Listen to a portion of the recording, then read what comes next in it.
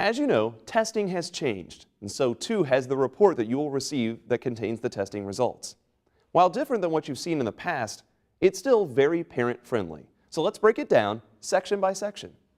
At the top of each report for the Kentucky Performance Rating for Educational Progress, or KPREP, is an explanation of how the standards have been raised, as well as a reminder that the results you're about to see are only one data point, and that in order to determine how successful your student is, you should also consider how they're doing with classwork, projects, and other assessments.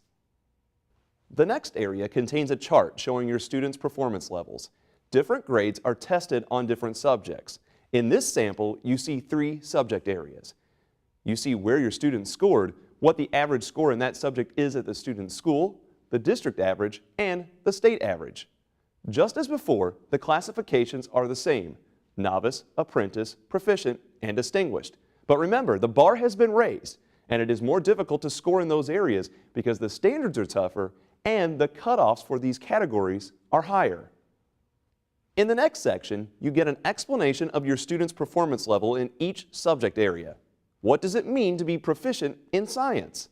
This will give you a better idea of your student's level of understanding in each subject area.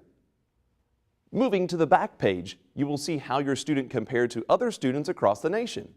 Some of the questions on your student's test were the same questions some other students have tackled across the nation on previous tests.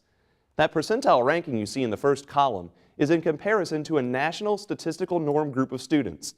In this instance, in reading, the student performed as well or better than 68% of the national group of students. In the last column, you will see what you and your student's teacher can do to improve and/or continue progress in that subject matter. The final section contains your students' lexile and quantile measures. Now, these sound like fancy words, but quite simply, a student receives a lexile reader measure based on their score that describes their reading ability. By going to lexile.com, you can find books that are suitable to the student's lexile measure. Quantile describes a student's mathematical achievement. By going to quantiles.com, you can learn more about the student's mathematical skills and understanding of concepts. Plus, you can also find activities parents can use with their children. And that's it. 2 pages that provide you with an idea of how your student is performing in the classroom. Again, remember, this is just one data point, but a very important data point. And it's important to be active in your students' learning. Watch for other indicators and talk with teachers to get an overall picture of your students' achievement.